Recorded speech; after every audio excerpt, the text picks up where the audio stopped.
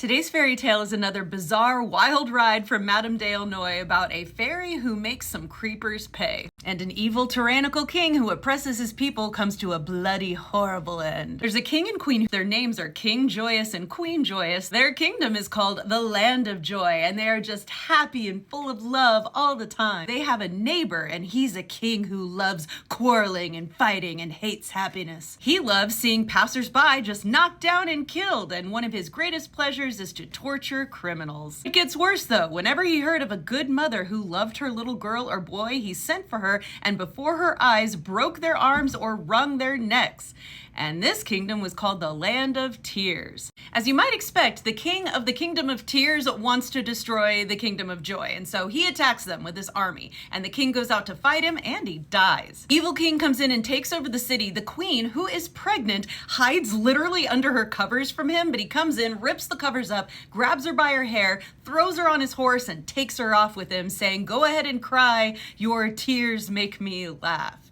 He's evil. When he gets the queen back to his evil kingdom, the evil king is going to hang her, but the people are like, no, she's pregnant. And then he thinks, if she gives birth to a girl, I can marry that girl to my son, who is a baby. So he locks her up in a tower and he brings a fairy in to foretell if it's gonna be a girl. And the fairy's like, it is gonna be a girl and she's gonna be super beautiful and accomplished. And he's like, all right, you get to stay here till you have your baby. If she's beautiful, she's marrying my son. And if she's ugly, I'm gonna hang you both. The fairy leaves, but the narrator tells us the fairy felt sorry for the queen, which is important later. While the queen's in the tower starving because she's only given 3 peas every day, this mouse comes in and starts doing little dances for her, and she becomes friends with the mouse, and she starts sharing her meager food with the mouse, but every time she does, suddenly a whole bunch of food appears for her. So she continues to be kind to the mouse and give it her food, and in return is just magically given this food. She doesn't know where it comes from. When she's just a couple days away from giving birth, she starts to weep, not knowing what she's gonna do, but then she sees the mouse playing with some straw, and she's like,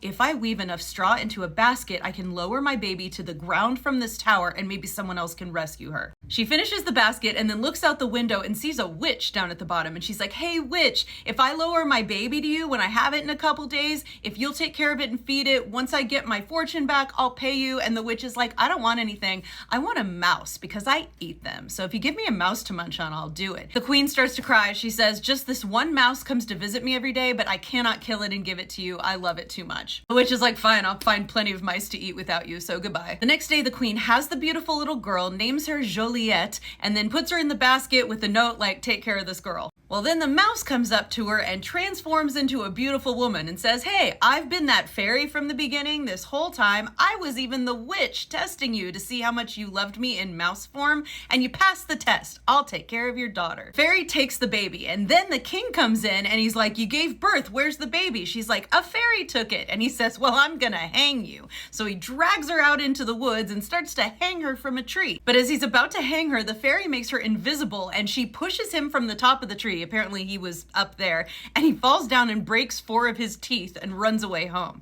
Then the fairy comes and gets her in a magic carriage, takes her to a castle and takes good care of her, but the daughter is somewhere else because she's like, it's not safe for her to be with us. She's hidden somewhere. Don't worry about it. 15 years pass with the queen missing her daughter, and then the rumor goes around that the king, who's got the 4 broken teeth now, is marrying his ugly, cruel son to a turkey herd, like a girl who herds turkeys. But it turns out the turkey girl does not want to marry him. He gives her silk and pearls and jewels and stuff, and she throws them on the ground and lets her turkeys trample them and says, I will not give you my heart. You are cruel like your father. I'd rather be with the turkeys than you. Now, our fairy, in the form of a mouse again, has watched all of this, and she talks to the girl, and we find out that when the girl was a baby, because surprise, she's the princess, our fairy gave her to another fairy to watch over her, but that fairy beat the girl and was mean to her. Our princess slash turkey girl ran away and got a job herding turkeys with the prince, and unfortunately, he wants to marry her now, and she just wants to tend her turkeys. Just to make sure, the fairy's like, what's your name? And she's like, Joliette. And she's like, oh, girl, I actually know you, and it's nice to see you've grown up so good and well bred, but I want you to be cleaner. So here's some beautiful clothes. So she cleans her up and dresses her up in gorgeous clothes. She looks so beautiful, it seems as if roses were blooming on her cheeks and lips.